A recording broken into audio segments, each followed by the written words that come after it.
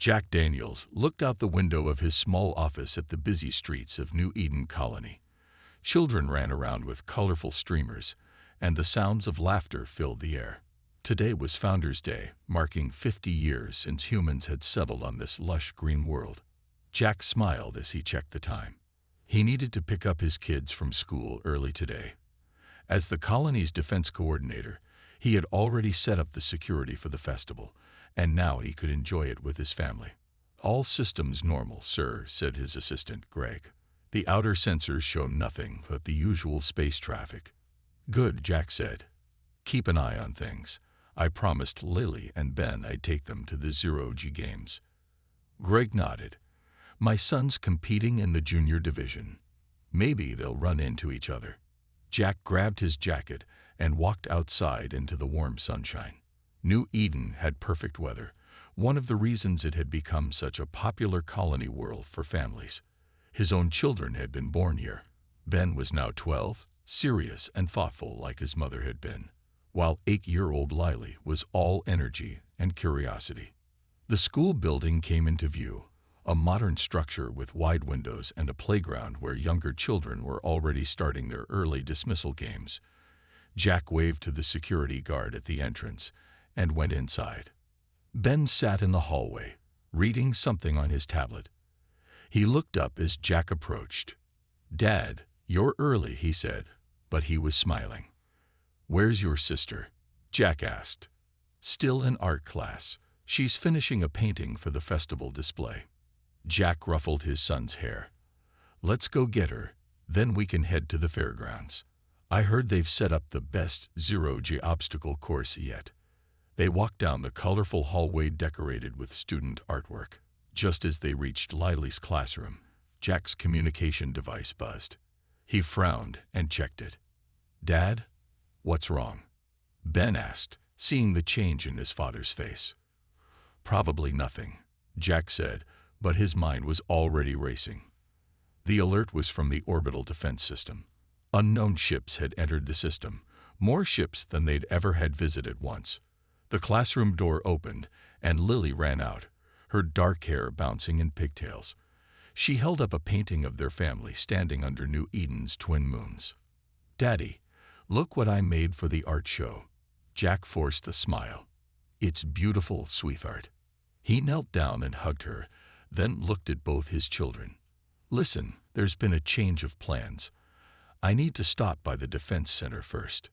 "But the games start soon," Lily said with a pout. Jack's device buzzed again. This time it was Greg's voice coming through. "Sir, the ships are requesting communication. They say they're a species called the Vriktal. They want permission to observe our festival." "Put them through to my device," Jack said, moving to a quiet corner while his children waited.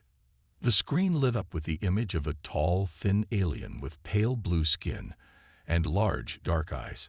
It spoke in a surprisingly melodic voice that Jack's translator converted. "Greetings, humans of New Eden. We are the Vriktal. We have traveled far to observe your culture, particularly your unusual reproduction method. We request permission to witness your festival of children." Something about the way the alien said children made Jack uneasy, but first contact with a new species was always a delicate situation. "Permission granted for observation only," Jack replied formally. "Please maintain standard orbit." The alien made a gesture that might have been agreement, and the communication ended. "Who was that?" Ben asked, his eyes wide with curiosity. "Visitors," Jack said simply. "Come on, let's drop by my office. Then we can go to the festival." They had just stepped outside the school when the sky darkened with ships. They were nothing like the authorized transport ships that had been given permission to observe. These were smaller, fighter-sized vessels, and they were descending directly toward the colony center. "Get back inside," Jack shouted, pulling both children toward the school doors. The first explosion hit the playground, sending dirt and equipment flying. Children screamed. Jack pushed his kids through the doors as the attack began in earnest. All around the colony, explosions erupted where children gathered: the school, playgrounds, the festival grounds. The Vriktal weren't here to observe. They were hunting children. 3 months had passed since the attack on New Eden. Jack sat in a plain gray room aboard the Earth Defense Force command ship. His hands were folded on the table, and his eyes were red from lack of sleep. The memory of that day still burned in his mind. He had managed to save Ben. They had run through the chaos as the school collapsed around them. But Lily had been in a different part of the building. By the time Jack fought his way there, all he found was rubble and silence. Now he stared at the wall as other survivors filed into the room. They all wore the same hollow expression. They were the ones who had lost children, parents from New Eden, and 3 other colonies that had been attacked in the weeks that followed. Commander Susan Miller walked into the room. Her uniform was perfect, but her face showed the strain of the past months. She stood at the front of the room and waited for silence. "Thank you all for coming," she said. "As you know, the Vriktal have now attacked 4 human colonies. In each case, they targeted places where children gather. Schools, playgrounds, family homes." A man in the back of the room stood up. "Why? Why are they doing this?" Susan's face hardened. "We believe we have an answer to that question now. Yesterday, we made contact with the Vriktal leadership." She touched a control, and a screen lit up behind her. The image showed the same blue-skinned alien that Jack had seen before the attack, the one who had asked to observe their festival. "This is High Commander Zexkar of the Vriktal Empire," Susan said. When asked why they attacked our children, this was the response. The alien on the screen began to speak, its voice translated into flat, emotionless English. "Human offspring are dangerous aberrations. Your young develop, change, and adapt. This unpredictable growth is a threat to galactic order and stability. All species must remain constant and predictable. Your children represent chaos." People in the room gasped and cursed. Jack felt his hands shaking. The alien continued. "We offer the galaxy a mercy by removing these dangerous elements. We will cleanse all human worlds of children. This is not cruelty. This is necessity." Susan turned off the screen. The room was silent for a long moment. "They've declared their intention to continue attacking our colonies," she said quietly. "Every world with human children is a target." "What's our response?" asked a woman near the front, her voice tight with anger. "Earth has formally declared war on the Vriktal," Susan said. "For the first time in human history, every nation, every colony has united. We will protect our children at all costs." She looked around the room. "But we need more than just our regular forces. We need people who understand what's at stake. People who have seen firsthand what these aliens are capable of." Jack found himself standing. "I'll do anything," he said. "Just tell me how to fight them." "Me too," said a woman Jack recognized as Olivia Wright. She had lost twins in the New Eden attack. She had been a pilot before settling on the colony. Susan nodded. "We're forming special teams. Your knowledge of the Vriktal from first-hand experience is valuable. But I need to be clear, this isn't about revenge. It's about protection. About making sure no more children die." Jack thought about Ben, now living with his grandparents on Earth. Safe, but forever changed. The boy hardly spoke anymore. "I'm not interested in revenge," Jack lied. "I'm interested in making sure this never happens again." Susan studied him for a moment, then nodded. "We're calling this Operation Child's Shield. While our main forces engage the Vriktal fleet, special teams will gather intelligence and look for weaknesses we can exploit." Olivia stepped forward. "When do we start?" "Training begins tomorrow," Susan said. "In 1 month, you'll be deployed into Vriktal space."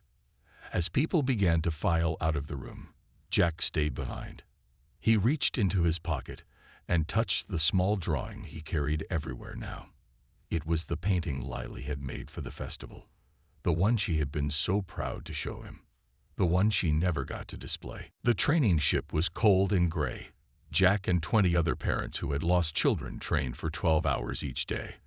They learned to use captured Vriktal weapons. They studied alien technology. They prepared for the mission that would take them behind enemy lines. Captain Olivia Wright led their team, which they called the Guardians. She was tough but fair. Her eyes held the same pain that Jack saw in the mirror each morning. Again, Olivia said as Jack missed a target in the shooting range, "The Vriktal won't give you a second chance." Jack nodded and raised the strange weapon. It felt wrong in his hands, but he was getting better. He hit the target this time. "Good," Olivia said. "Take 5 minutes, then we'll practice with the ship controls." Jack sat down beside Alan Peterson, the weapons expert of their team. Alan had lost his son on the colony of New Terra, the second world the Vriktal had attacked. "You're getting better," Alan said, "but you're still thinking too much. Let your instincts take over." "Hard to have instincts with alien tech," Jack replied. Maria Cruz joined them. She was their xenobiologist, studying all they knew about the Vriktal. Her daughter had been killed on Horizon Colony. "I made an interesting discovery today," she said quietly. "The Vriktal don't have children at all. They reproduce by cloning." "That explains a lot," said Frank Jones, their pilot, as he sat down with them. Frank had lost both his children on New Eden. "They don't understand what children mean to us because they've never had any." Jack thought about that. So they fear what they don't understand. "Fear and hate," Maria nodded. "Their entire society is built on sameness. Everyone is a copy of someone before. The idea of a child growing, changing, becoming something new, it terrifies them." Frank looked at his hands. "Well, they should be terrified now. Earth is coming for them." Olivia called them back to training. The Guardians practiced ship controls, emergency procedures, and combat scenarios. The more they learned about the Vriktal, the more they realized how powerful the aliens were. But they also began to see weaknesses. Their society can't adapt, Maria explained during a briefing. They've been the same for thousands of years. That makes them predictable. The day before launch, Jack got permission to visit Earth. He took a shuttle to his parents' home where Ben was staying. The boy was in the backyard, staring at the sky when Jack arrived. "Dad," Ben said quietly. He didn't run to hug Jack like he would have before the attack. That boy was gone. "Hey, buddy," Jack said, sitting beside him. "I can't stay long. I ship out tomorrow." "Are you going to kill them?" Ben asked. "The aliens who killed Lily?" Jack didn't know how to answer. He hadn't told Ben exactly what his mission was. "I'm going to try to stop them from hurting any more children." Ben nodded. "I want to give you something." He went inside and came back with a drawing. It showed their family, Jack, Ben, and Lily, standing together. Ben had finished Lily's painting, the one she never got to complete. "Take it with you," Ben said, "so you don't forget why you're fighting." Jack carefully folded the drawing and put it in his pocket. "I could never forget." That night, as he prepared to return to the training ship, Jack's mother stopped him at the door. "You're coming back, right?" she asked. "Ben has already lost his sister. He can't lose you too." Jack hugged her. "I'll come back. I promise." The next morning, the Guardian team boarded their ship. It was a small, fast vessel disguised to look like a Vriktal scout ship. They had one mission: get into Vriktal space, gather intelligence, and find a weakness that humanity could exploit. As the ship lifted off, Jack touched the drawing in his pocket. For the first time since the attack, he felt something besides grief. He felt purpose. The Guardian ship slipped through Vriktal space like a ghost. Frank kept them away from the main travel routes. They had been behind enemy lines for 2 weeks now, and each day brought new surprises. "Their empire is huge," Olivia said as they gathered around the star map. "Much bigger than we thought." Jack studied the glowing dots that represented Vriktal worlds. There were hundreds of them. "How can we fight something this big?" Maria pointed to the data scrolling on her screen. "Size isn't everything. Look at these readings. Every Vriktal we've scanned is nearly identical to the others. Their genetic variety is almost zero. What does that mean for us? Alan asked. It means they're vulnerable. Maria explained. In human terms, they're inbred. Too much sameness makes a species weak over time. The ship's alarm suddenly blared. Frank rushed to the control panel. Patrol ship coming this way. They must have spotted us. Olivia took command. Evasive maneuvers, everyone to battle stations.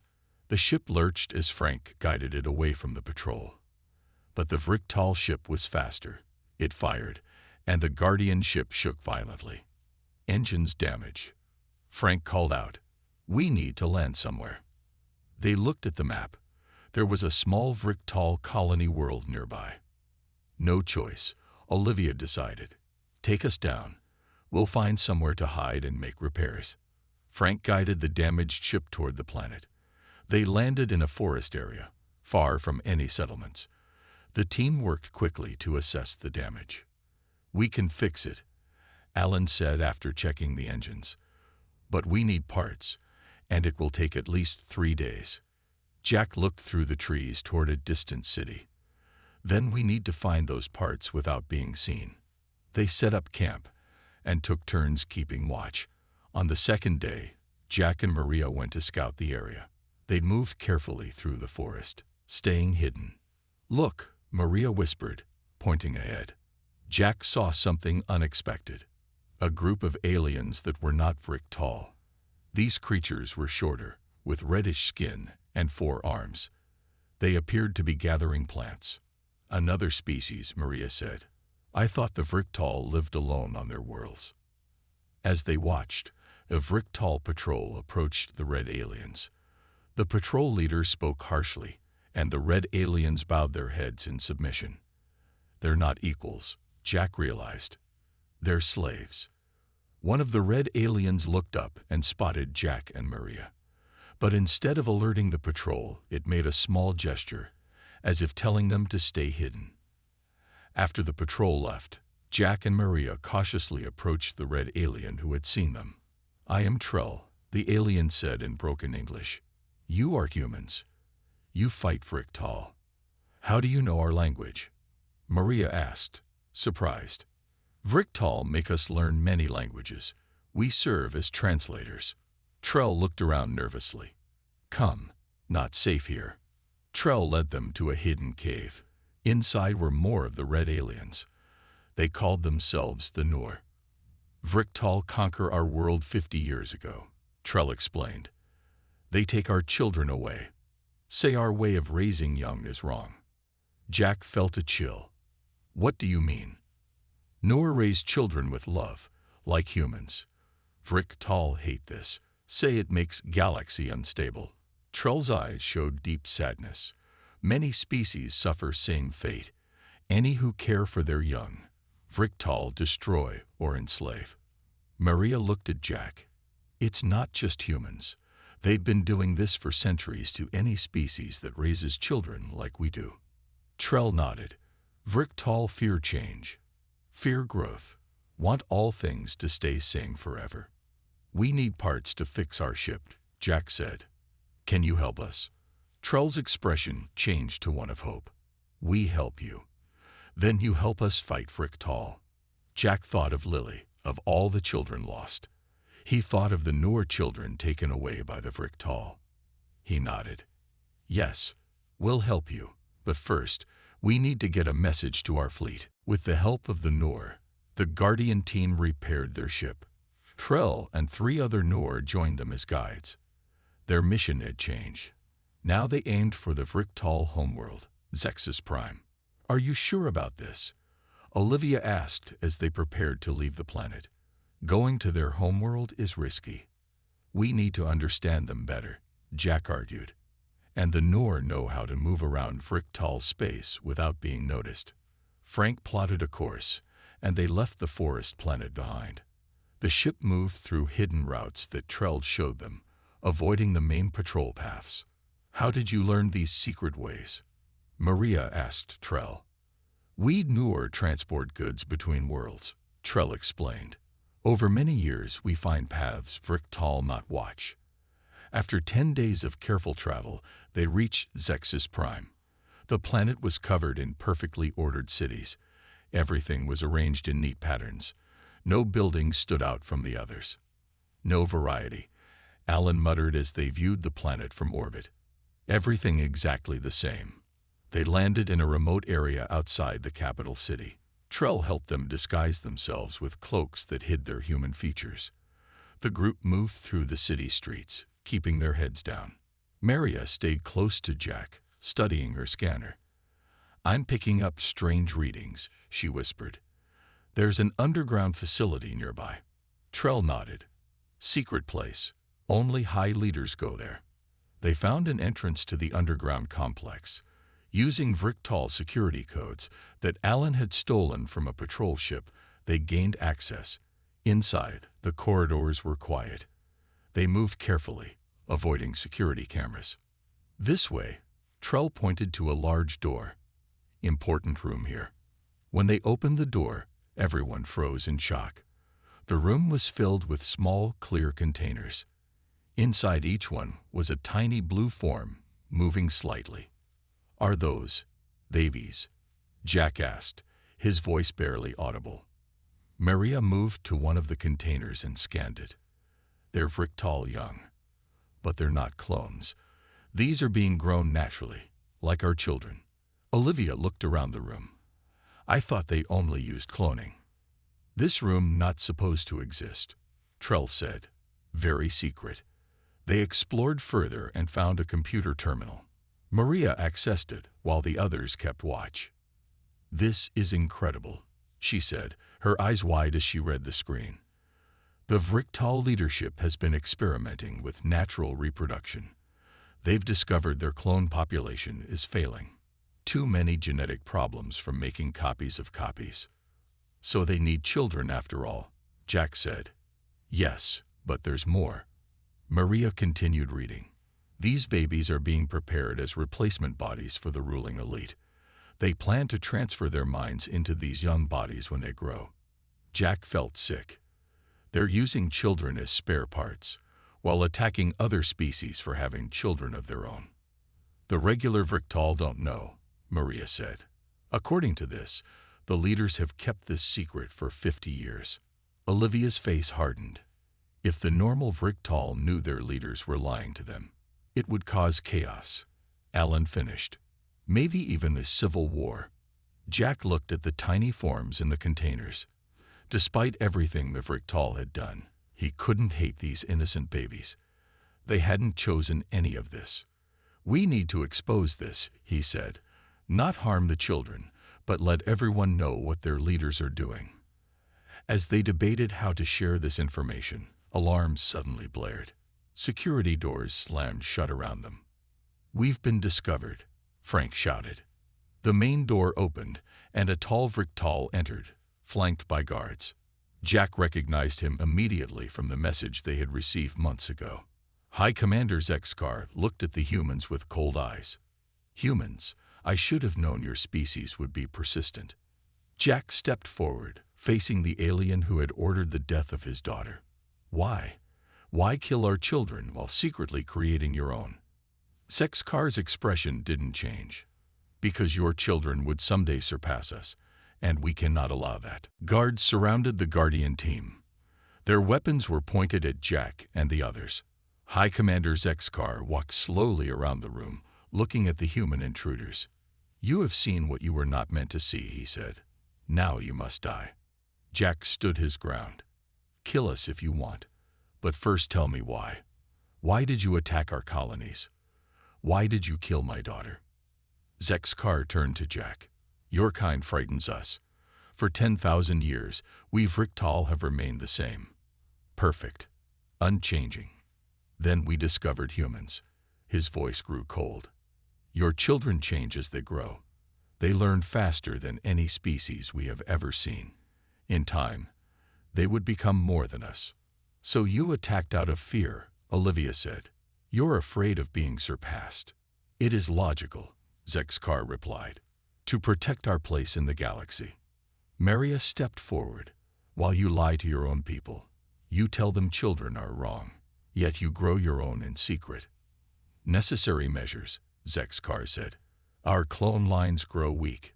We needed new bodies. Jack looked at the tiny Vriktal in the containers. They're not just bodies.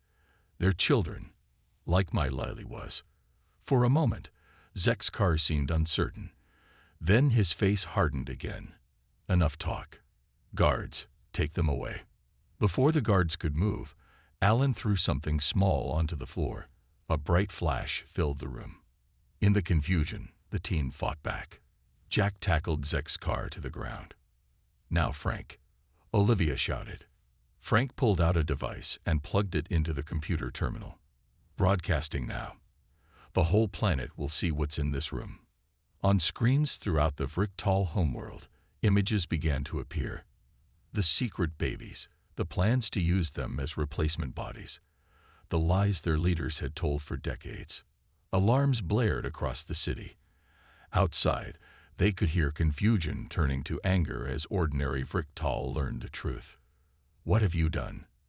Zexkar asked, his voice suddenly weaker.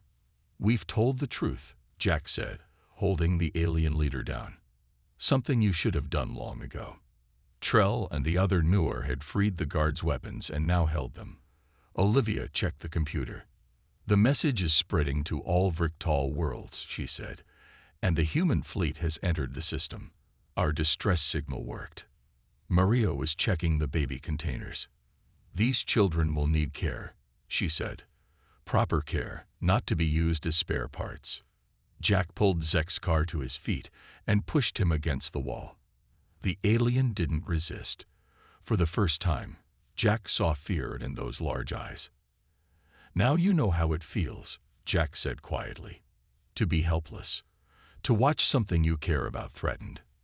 He pulled out his weapon and pointed it at Zexkar's head. The room went silent. Everyone watched Jack, wondering what he would do. Jack's hand shook. He thought of Lily, of her painting, of her laughter, of her body buried under the rubble of her school. It would be so easy to pull the trigger. But then he thought of Ben, of the boy waiting for him to return. What would killing in cold blood teach his son? Slowly, Jack lowered the weapon. I won't kill you, he told Zexkar. Because that's what separates us. We protect children. All children, even yours. Outside, they could hear the sounds of fighting. The Vriktal were turning against their leaders. Suddenly, the door burst open. A different group of Vriktal rushed in, led by one wearing a scientist's uniform. Stop the fighting, the scientist said. We want peace. Olivia kept her weapon ready. Who are you? I am Venlor, the scientist replied. I have worked with these children from the beginning. Many of us have questioned our leaders' ways. Now we have proof they lied. Your fleet has arrived, Venlor continued, looking at the humans. But we do not wish to fight. We ask for talks. Jack looked at Zexkar, then at the containers with the babies. And what about them? What happens to these children? Venlor's voice softened. We will care for them. Learn how to be parents. Perhaps humans can teach us this. Jack felt something he hadn't expected. Hope. 6 months had passed since the events on Zexus Prime. Jack stood at the window of a meeting room on the neutral space station where peace talks were being held. Earth ships floated on one side of the station. Vriktal ships hovered on the other. The Vriktal Empire had broken apart after the truth was revealed. The old leaders like Zexkar had been removed from power. Now Venlor and others who wanted change led the largest faction. Jack wore a formal uniform now. After everything that had happened, he had been asked to become an ambassador to the Vriktal. Who better to build peace than someone who had every reason to want war? The next session begins in 5 minutes, Ambassador, said his assistant. Jack nodded. Thank you. He touched the pocket where he still kept the drawing Ben had given him. The paper was worn from being folded and unfolded so many times. The door opened, and Venlor entered. The Vriktal scientist looked different now. less rigid. His movements were more natural. "Good morning, Jack," Venlor said. "I have news from our home. The first generation of naturally raised children has begun their education." "How are they doing?" Jack asked. "They learn differently than we expected. They ask questions." Venlor seemed amazed by this. "So many questions. Is that normal?" Jack smiled slightly. "Very normal. Children are curious by nature." Venlor nodded. "We have much to learn from humans." They walked together to the meeting room where representatives from Earth, the Vriktal, and several other species waited. The Noor were there too, working toward their freedom. As an ambassador, Jack had pushed for 3 main agreements. The Vriktal would pay for the damage they had caused to human colonies. They would help rebuild the schools and homes they had destroyed. And most importantly, they would never again attack children of any species. The talks were difficult. Many humans still wanted revenge. Many Vriktal still feared change. But slowly, progress was being made. 1 month later, Jack returned to Earth for the opening of a memorial. A large stone wall had been built in a quiet park. On it were carved the names of all the children lost in the attacks. Lily's name was there among thousands of others. Ben waited for Jack at the entrance. At 13, he looked taller than Jack remembered. He had been living with his grandparents, going to school again, slowly healing. "Dad," Ben said as they hugged. "I missed you," Jack told him. "How are you doing?" "Better," Ben said. "I joined a support group, kids who lost siblings in the attacks." They walked together to the wall. Jack showed Ben where Lily's name was carved. They stood quietly for a moment. "Ambassador Daniels." Jack turned to see a small Vriktal approaching. It was clearly a child, the first one Jack had seen in public. Beside the child walked an adult Vriktal who looked nervous. "This is Narration," the adult said. "One of our first naturally raised children. She asked to come today." The small Vriktal held a bundle of flowers. She looked up at Jack without fear. "These are for the wall," she said in careful English. "For the children who died." Jack nodded, unable to speak for a moment. The Vriktal child placed the flowers at the base of the wall. She turned to Ben. "You lost someone." Ben nodded. "My sister, Lily." "What was she like?" Melrin asked. Jack watched as Ben began to tell the young alien about Lily, about her paintings, about how she laughed, about the games they used to play together. The Vriktal child listened with genuine interest. She asked questions. She wanted to understand. Jack looked up at the stars beginning to appear in the evening sky. Somewhere out there, the Guardian team was still working. Olivia, Maria, Alan, and Frank. They were visiting Vriktal worlds, helping to establish cultural exchange programs, teaching aliens about human children, and learning from them in return. Jack touched the worn drawing in his pocket one more time. "They understand now, Lily," he whispered. "They won't make the same mistake again."